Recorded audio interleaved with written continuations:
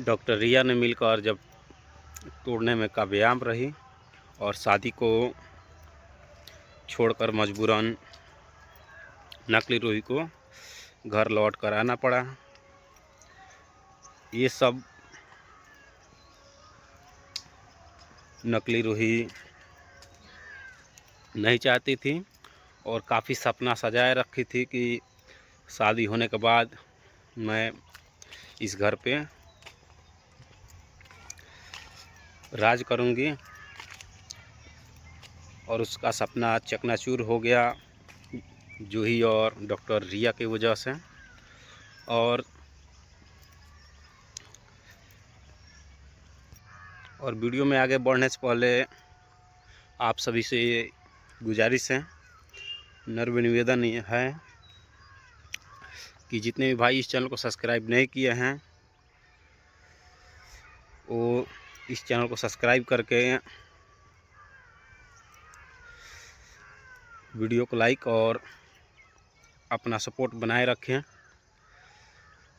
हम इस चैनल के माध्यम से आप सभी के बीच न्यू एपिसोड, आप सभी का मन चाहिए सीरियल, आप सभी का मन पसंदीदा सीरियल का फुल एपिसोड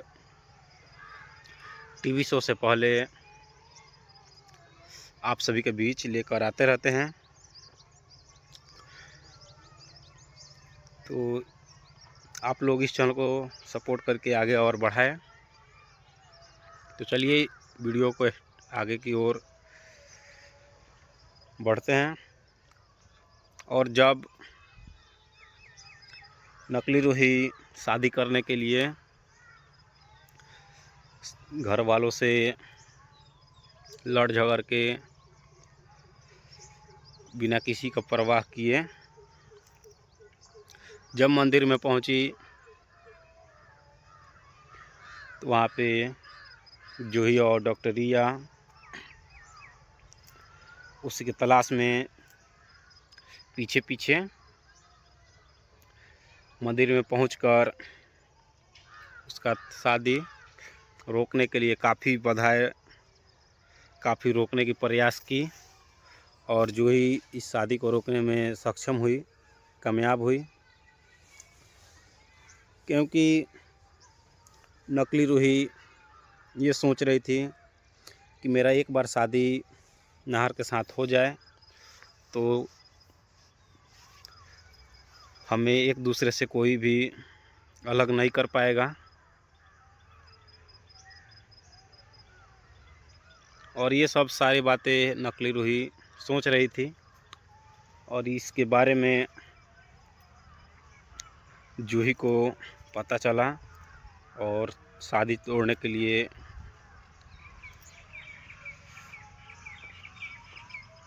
काफ़ी प्रयास की और तोड़ने में सक्षम भी हुई। और शादी कैसे नकली रूही तोड़ी वो सब आप सभी के बीच बताने वाले हैं। जब नकली रूही नाहर के साथ शादी कर रही थी तो नकली रूही तो पहले से नाहर के गले में माला बेशक डाल दी थी, और जब नाहर की बारी आई वरमाला गले में डालने की तो ऐन वक्त पर जूही एक ब्राह्मण के रूप में, एक ब्राह्मण की भेष में आकर उस शादी को तोड़ने के लिए आ पहुंची। और ये सब इन लोगों के जूही और डॉक्टर रिया की एक साजिश था जिसे शादी रोक दिया जाए। और ब्राह्मण के रूप में, ब्राह्मण की भेष में जूही डमरू बजाकर आ रही थी, और डमरू की आवाज़ सुनकर नाहर रुक जाते हैं। उसके बाद नकली रूही काफ़ी गुस्सा होती है और बोलती है हमारे शादी को रोकने के लिए ये कौन सा व्यक्ति है जो हमारे शादी में विघ्न डाल रहा है, और उस पर काफ़ी ज़्यादा गुस्सा करती है। और पंडित जी से बोलती है ये कौन है जो हमारे शादी में विघ्न डालने आए हैं। तो पंडित जी वहाँ पे जो बैठे हुए थे, जो शादी करा रहे थे, वो बोलते हैं कि यही तो मेरे गुरु जी हैं, इन्हीं के आशीर्वाद से आप दोनों का शादी सफल होगा।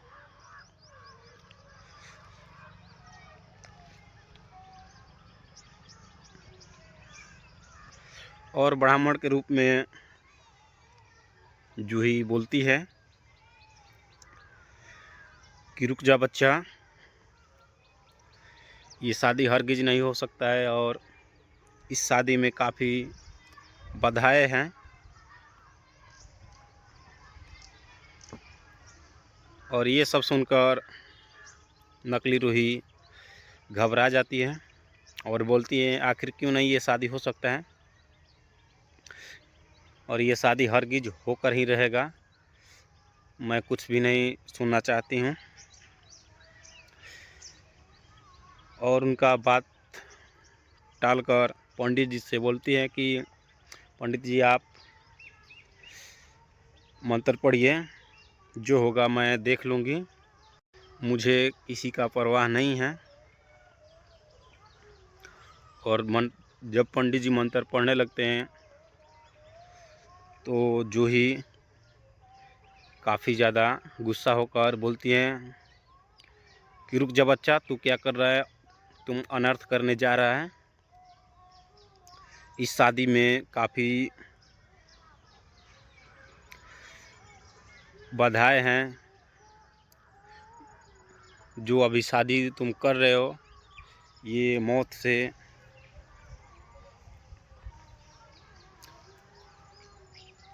इस शादी को करने के बाद मौत भी हो सकता है कुछ दिनों के बाद,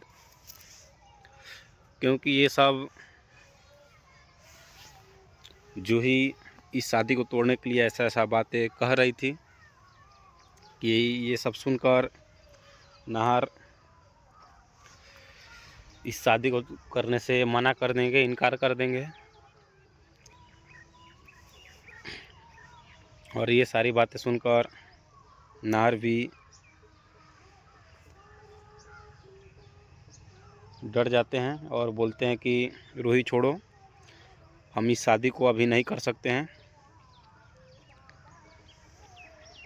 और नकली रूही ज़बरदस्ती हाथ पकड़कर नीचे बैठाकर फिर बोलने लगती है कि पंडित जी आप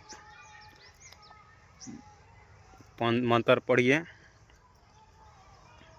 और उसी वक्त जूही और डॉक्टर रिया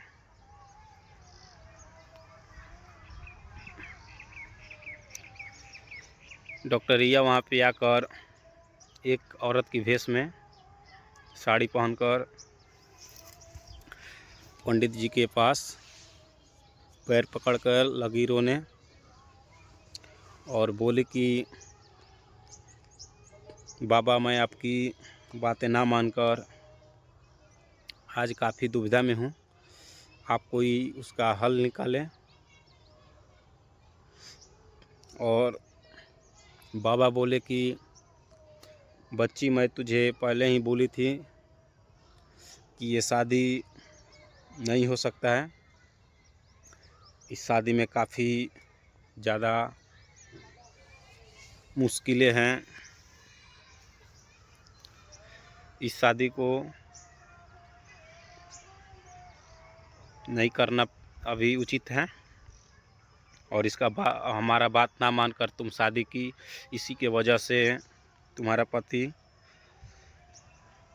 मर चुके हैं। और ये सब सुनकर नाहर भी काफ़ी ज़्यादा डर गए और बोलते हैं कि जूही छोड़ो, ये शादी नहीं होगा। और वहाँ से जाने के लिए नकली रूही को बोलता है नाहर। तो वीडियो में आगे बढ़ने से पहले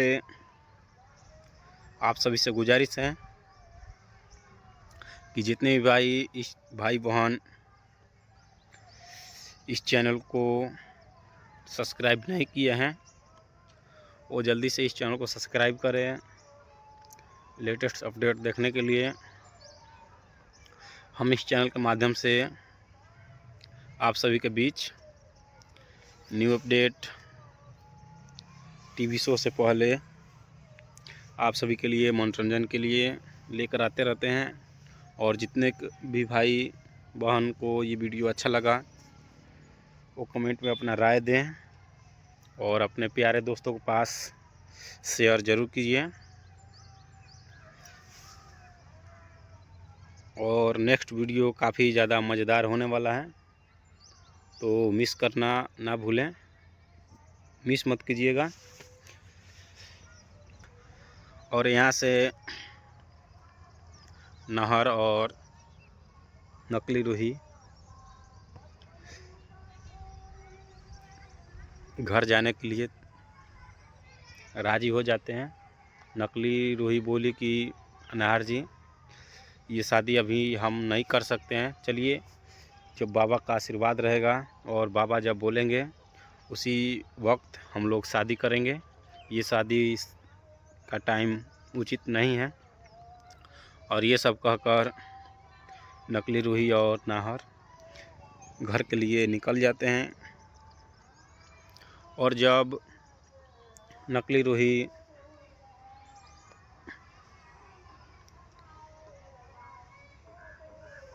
घर आती है तो सबको दिखाने के लिए ये ढोंग कर रही थी, ड्रामा कर रही थी कि मेरा सर दर्द कर रहा है। ऐसा ये यूँ कर रही थी कि हमसे कोई ज़्यादा सवाल जवाब नहीं करेगा कोई, और मैं सीधे अपने कमरे में चली जाऊंगी।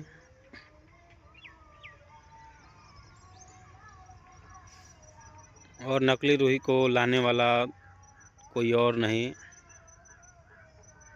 नाहर की दादी ही थी, जो एक ड्रामा कंपनी से नकली रूही को बुला कर लाई थी। और यहाँ पे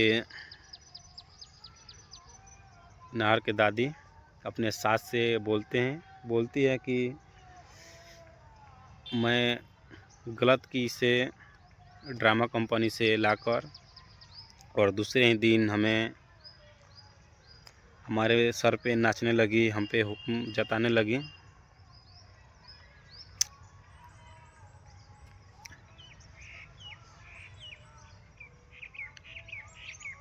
और ये सब हो ही रहा था, तभी नकली रूही और ड्रामा करने लगी, नाटक बहाना करने लगी कि मेरा सर दर्द कर रहा है, मुझे आराम करना चाहिए। और नाहर बोलता है कि जी ज़रूर, चलिए मैं आपको कमरे तक ले चलता हूँ। और उसी बीच नाहर के बड़े पापा बोलते हैं कि बेटा, इस डॉक्यूमेंट पर तुम्हारा साइन चाहिए, तो प्लीज़ इस पे साइन कर दो। तो नाहर बोलते हैं कि रुकिए, पहले मैं रूही को अपने कमरे में छोड़ कर आता हूँ। इस वक्त रूही के साथ मुझे रहना आवश्यक है, ज़रूरी है। उसका तबीयत अभी सही नहीं है, तो प्लीज़ मैं आकर उधर से इस फाइल पे साइन कर दे रहा हूँ। और रूही बोलती है कि नाहर जी, वहाँ पे मेरा पर्स गिरा हुआ है, तो प्लीज़ उसको उठाकर लाइए। और ये सब जूही देख रही थी और जल्दी से पैर से मारकर उसके जूही वाला पर्स नीचे बेंच के नीचे ढकेल देती है। और बाद में जब देखती है तो वहाँ पे उसके पर्स में पीपल के पत्ते पे वो मंत्र लिखा हुआ था, जिसे नकली रूही नार को अपने वश में कर रही थी। और ये सब सच्चाई उसे पता चल गया कि नार को अपने वश में की है। तो चलिए इस वीडियो का हम यहीं तक एंड करता हूँ। उम्मीद करता हूँ आप सभी को अच्छा लगा हो। तो इस चैनल को सब्सक्राइब करके अपना सपोर्ट बनाए रखें। मिलते हैं नेक्स्ट वीडियो में नेक्स्ट एपिसोड के साथ।